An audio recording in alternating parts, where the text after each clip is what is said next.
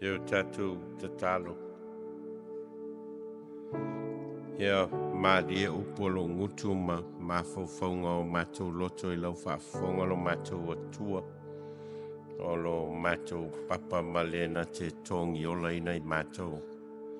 Amene. Ia whaunga ina le. Upo e whaasifun maleono. Ese le mea lo a ngai ai le soi fuanga whaatino o tangata ia o lo whalongolongo. Ma le mea o lo finangalo ai Yesu. Nea lai e au mai ai le fesili lea o se fesili lui tau. It's a challenging question for people who are listening. Se ale mea e ta ua ia e outou le li ie e tau te le faia mea o te faia tuai e a te outou fai upu lea o se vaenga o le launga Yesu o lo ta ua e Luka fai mai Luka o le launga I le mea launga tasi. Mai fōlinga mai I talito nunga o tangatua sua le tuspa ia. E ese le launga leo lo ta ua e Luka. Lea na tātou whaitauina se vaenga. Ma le launga a Yesu leo lo wha mauina e mātaio. I le mata upo e 5, ma le mata upo e 6, ma le mata upo e 7 o le tusio mātaio. Le ta ua o le launga whaamu ia a Yesu I lunga o le maunga. Manatu la tangata sue e ese le launga lea. Lea o lo ta ua e Luka. Le fai mai Luka o le launga I le mea launga tasi. Ma le launga le ta ua e mātaio e whai mai o le launga I lunga o le maunga. Ia po le launga whaamu ia.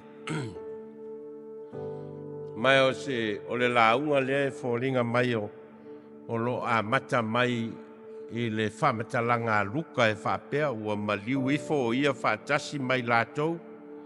O na tūlea o ia I le mea launga tasi ma o na so e tō teli. Ua latu o mai e whalongolongo I a te ia. Mai o I nā lea a mata ai le launga lea Yesu o lo whamatala e Luka. E le ngata o le nofoanga o lo whai ai o le mea launga tasi. A o tangata e tō tele ua watu e le ngata o na so e whapea o tangata sa muli a Yesu. Tangata e o mai isi vaenga, mai isi nu tua oi o leo o mai whalongolongo. Mai atono le mea foi leo lo wha upu ai ia le Manatu Autu o le Vaiaso le nei e whapea Mauaina le upu o lo whatatau I whetalainga Yesu o lo ao atu I tangata o na whalongolongo ia I lātou. A whai au te fo I anga I tua I le launga o na lo a mata mai le whai upu e lua sifuru ma wha solo mai ai. A le sa tātou whaitauina mai le whai upo e tolu sifuru ma le fitu e fōringa mai. E le ai se senga tele o le wha, o le awivi o lo wha o ngā ina I Yesu I lana launga leo lo wha mauina e mātaio. Ma le launga leo lo wha mauina e Luka. O lo iai a wha upunga wha amuia.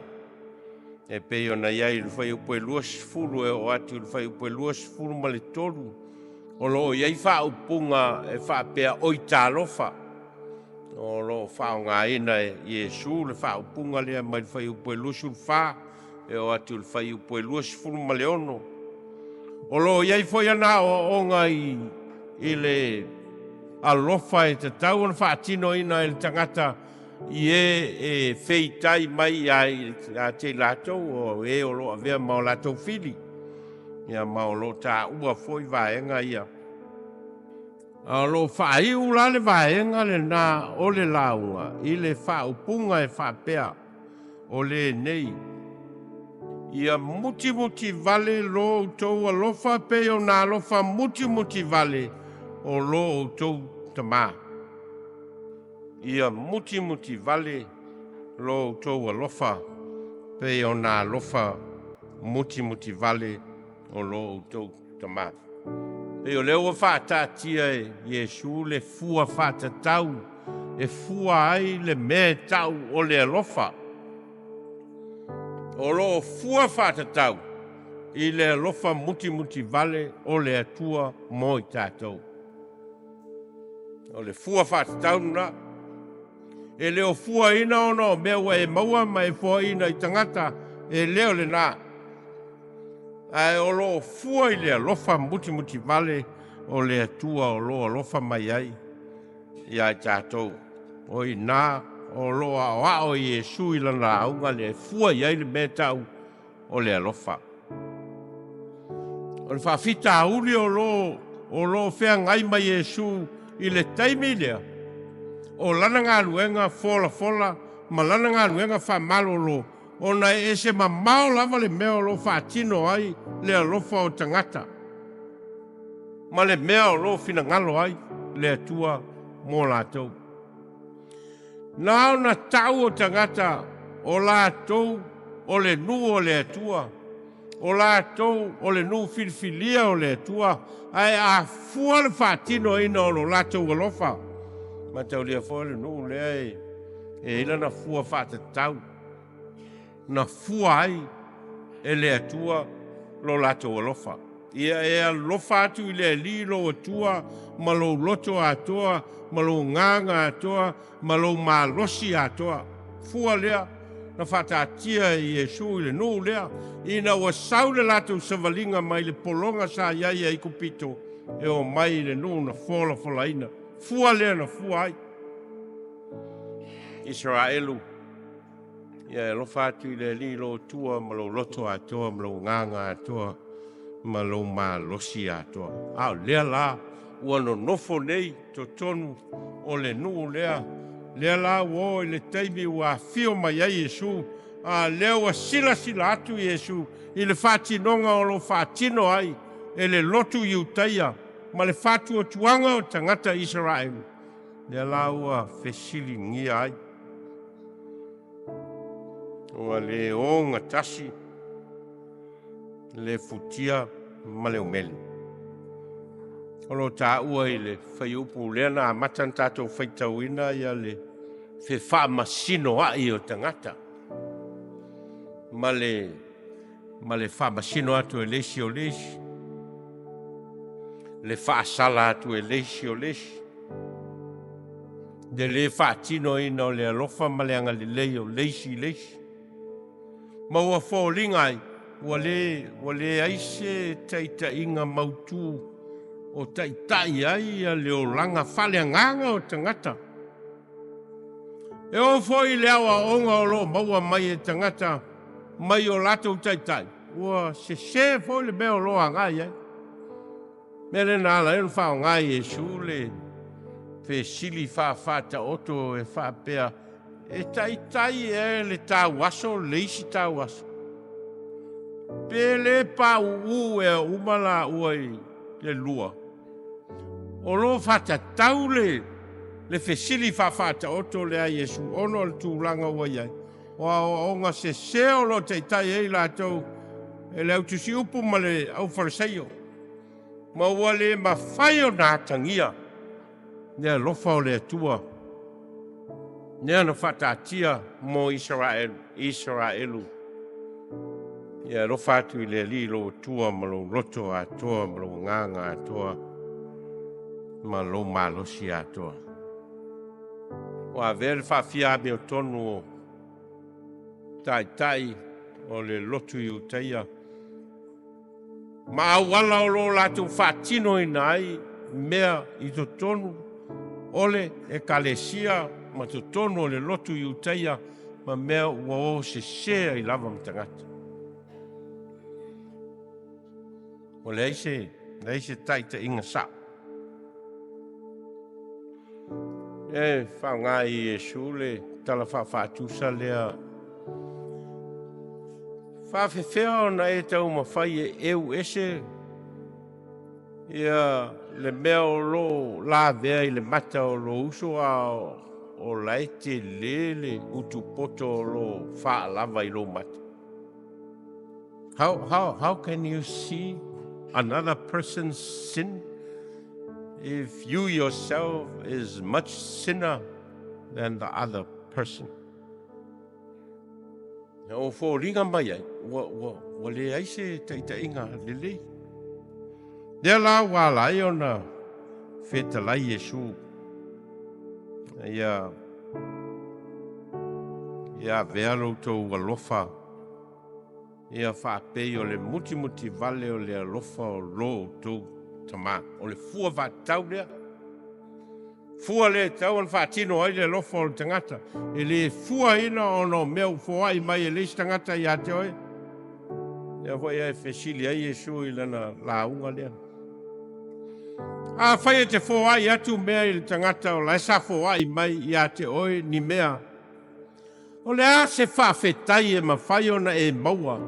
Ona o le nā whainga. If you give because the other person is giving to you, what blessing do you have? Le a se mea le lei e te maua pe a whai. O lea e te whaatino ina le alofa ona wa alofa mai. Leisi I ate oe. Ia la nā lai on whai Yesu la nā o onga lea. Ia e lofa atu I lea wa vea maufili. Tā ua le. Ia lea o onga ma le launga lea Yesu o lo tau mwhai e momoli e na whalongolongo. Sāle mea ta ua ai au e outou. Leli ie. Ai tau te le faia le mea te faia tuai I a outou. A very challenging question that Jesus Christ has raised for people who have been listening to him preaching. Ona ese mau al me leo lo ola I tangata. Ma le mea o lo fina ngalo ai le atua mo I lātou.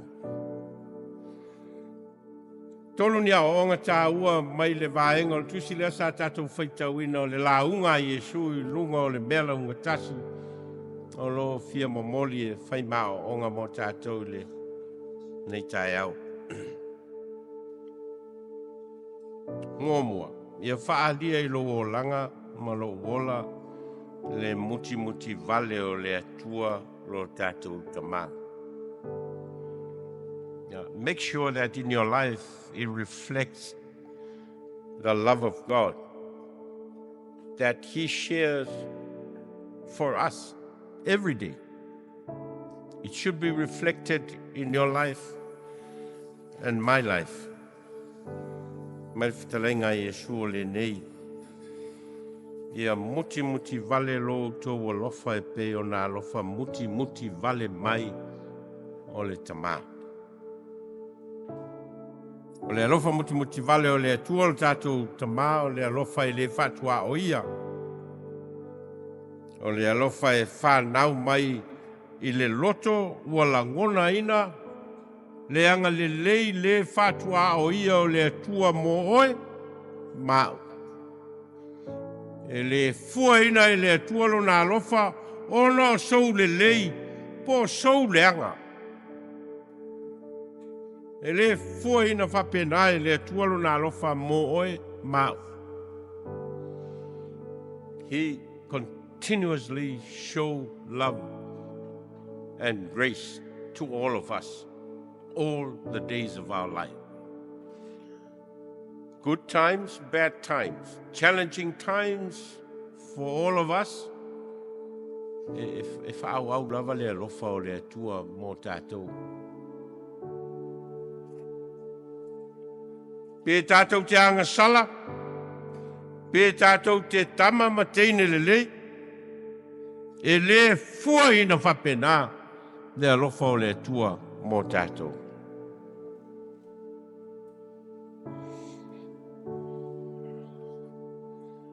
Pe o lo Fitalai mai e su po lo to lua, po lo afine, po lo watati, lo watali, po le tangata ese, po le tangata fo ye ita ia te oe, aua nei wha muta ina, lo wha tino ina o le alofa.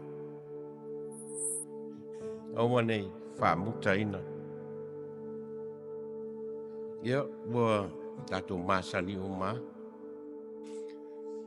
O aina ita le tangata i lesi e ita ia. Wha matala atu i lesi le anga o lesi. Tō mumu atu i lesi. Mui atu i lesi. Pe o le toi ngā lofa na e lofa ia tātou tangata ola. If you don't have a vested interest on something that you have to receive from people, then you tend to stop loving or caring for a person.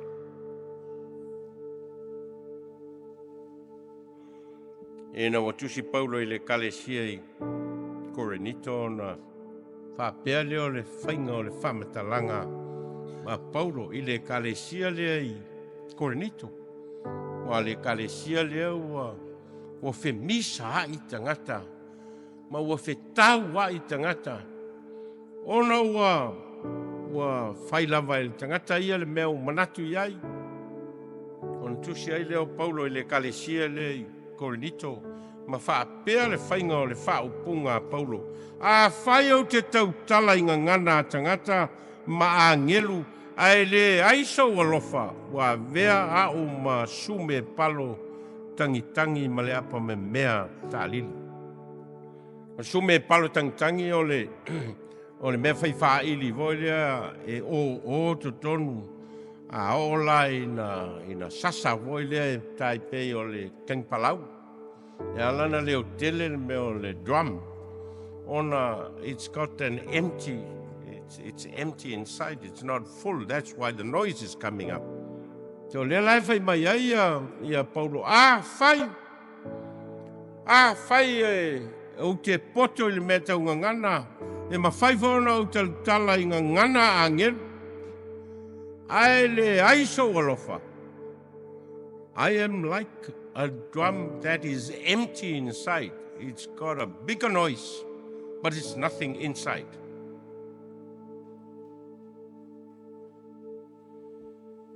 A whai whoio ia te au o na perofeta ane, ma le ilo mea lilo uma, ma le malama umalava. A whai whoio ia te au le whatua tua umalava, e ave ese ai maunga, ai le aiso walofa o te lea o ngā lava. Nai tala noa Paulo le meo le tangata ata mai. Tangata ata mai. Tangata e la poa le uru o no wata mai. Ia mala poa atua ia ma le uru. Mo wana le iloa le wawhea ngai. Te ala whai mai a Paulo. A whai e tumuro maho whau i le poto ma le ata mai ma le malama. Ai le aiso alofa. Le au ngā la mea ia te au. A whai whau te tufa ina o mea uma e whanga ina i e matitiwa. A whai whau te tuina atu lo tino ina e susunu ina ai le aiso alofa e le ai lava sona o ngā ia te au. Tua lui ai Paulo le ito ai ngā lofa le ma sani o tato walo lofa ai. We only show love because it's in return of a love that comes our way. Le lai whai e Yesu la launga e le whaupunga le tangati whalonongo le neia muti vale lo outou alofa pe ona muti vale le alofa o lo outou tamā. Se lui voi le mo tātou awai pe e masani tātou i le whaupunga voi lea o le whaatau alofa. A fifi mai, a fifi atu, alofa mai, alofa atu, Ia la mea la in tatou o fua e whaile nā mea nā a inga e le a whai a tatou whalawelawe leo mai. We know that. That's how we think. That's how we do things. We only share love just because that's a return of what has already been given to us. Lelai, ao Yesu, ma feta lai atu I tangata na whalongolongo, sea le mea. Tau te tā uai ia te au leli I, Lord, Lord, but you do not do what I am telling you to do. Se lui tau le mo tātou I le mea tau o le whaatino ina o le alofa. A ongalona lua.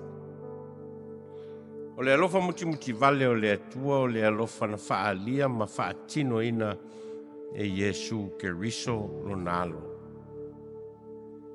O le alofa na whai e le ona o tātou alo lofa atu I le atua. Ai ona wa lofa muti vale mai le atua ia tātou o tangata angsala. E whai ele mōni mau le apostolo Ioane a wāua wha pēa lava o nā lofa mai o le atua I le lorangi. O iau mai ai lona atali e tōtas. Ina ia le whano se tasi e whatu atua ia te ia. Ai e moa e le ola whawawau. E mai Ioane I tangata o lai sa tusi ai. O le alofa lava le nei. E le ona ua tātou walo lofa I le atua. A wā lofa mai o ia ia te tātou. Wana a wina mai lona alo. O le tongi ola moa tātou angasala. Le au pe le. A whai ua whapea na lofa mai o le atua ia te tātou. E ta tau ai o na tātou whialo lofa ai. E lei vai I le atua se tasi. Ai a tātou whialo lo whai. Ua tū mau le atua I te tonu ia te tātou. Ua ato toa foi le alofa ia te ia I te tonu ia tātou. Ole pei ole ala fua lea e fua ai le fesota inga al tangata soi fua ma le atua ole whaatino ina o le alofa. How you express love and kindness.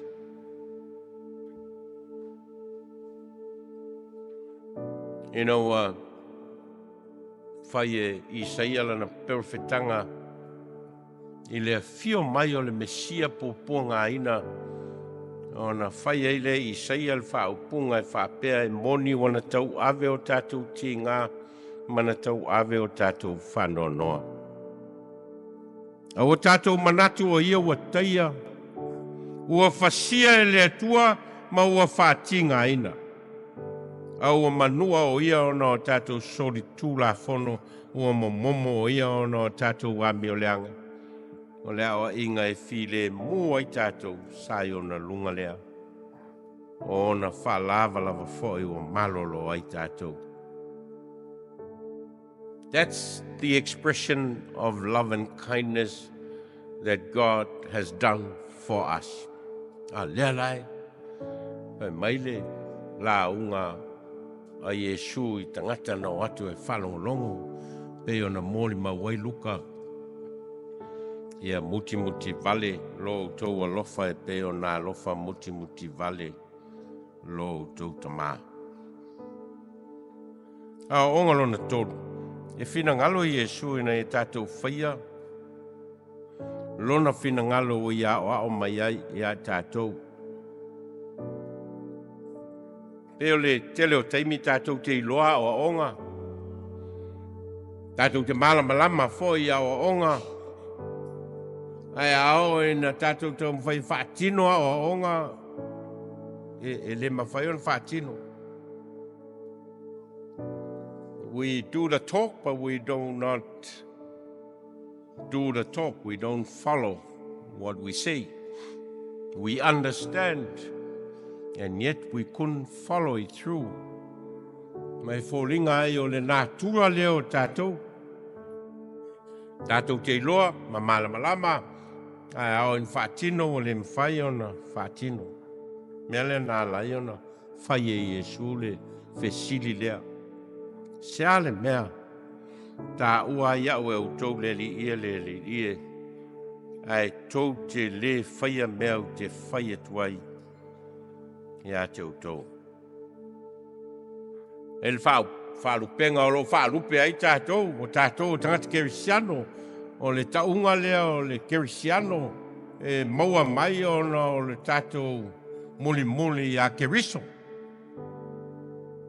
O lea lai o na maua le upu leo le kerisiano, e mafua mai o na o le swafa lea o Iesu keriso. O le upu keriso la, o le upu e mafua mai le ngana e leni, o le whali liu ina o le upu mesia, ia po le tangata ua ofo ina mai mo le whainga o se whamoe moe. Mai o le tūlanga mesia lao Iesu, ia po lo na tūlanga keriso. Lea na ia whaia ai le tongiola ma le tāulanga, e pe o na maliu ai. Te alai o na maua tātou. And that's why we are called Christians, is because we have a belief in Jesus Christ the Lord. Te alai on whesili Iesu, I tangata whalongolongo. Nāna me tau tau ai au, leli ie, ai tau te le whaia meu te whaia tuai a te outou. Why do you say the Lord, Lord, but you do not follow what I have said to you? Ole lui tau lea ole launga lea Iesu. Ole toi whaatonu ina o te ngata whalongolongo. Ina ia toi foi le mea na whaatatia ai la lato washing a whiangainga ma le atua. Israelu o au o lo outou atua, o outou o lo nu. O outou o lo nu, o au o lo outou atua. That close relationship has to be maintained. I le practice, le whaatinonga. E lena o upo e whaatino ai. A ia atangia le atua I mea tātou te whaia. Ia atangia Iesu Keriso malona alofa tuno I mea tātou te whaia.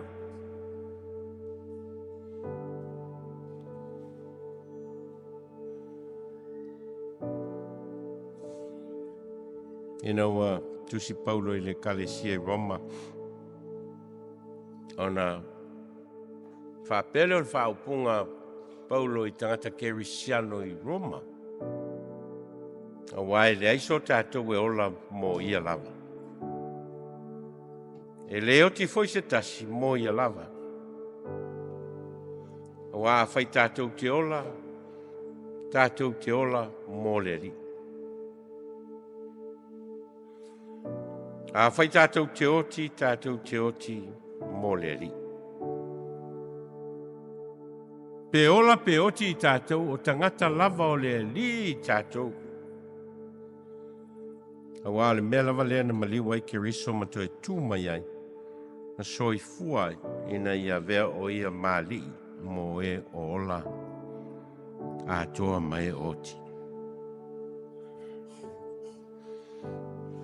Ole tā ua ole moli mau lea Paulo I tangata o le kalesia I Roma. Ma lui tau foi lea mo tātou.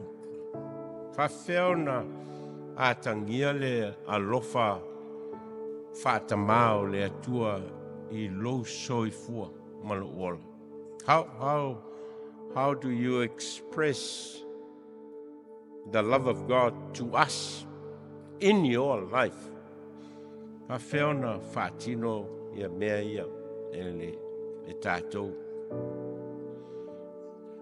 Fa feo nā tangia I lau soifuanga ma lo ola e moni le alofa o tātou I le atua wā alofa mai mo I tātou. Ia. E alu al tangata ia ma whalongolongo ia I lona loto ma lona anga. E wha fea.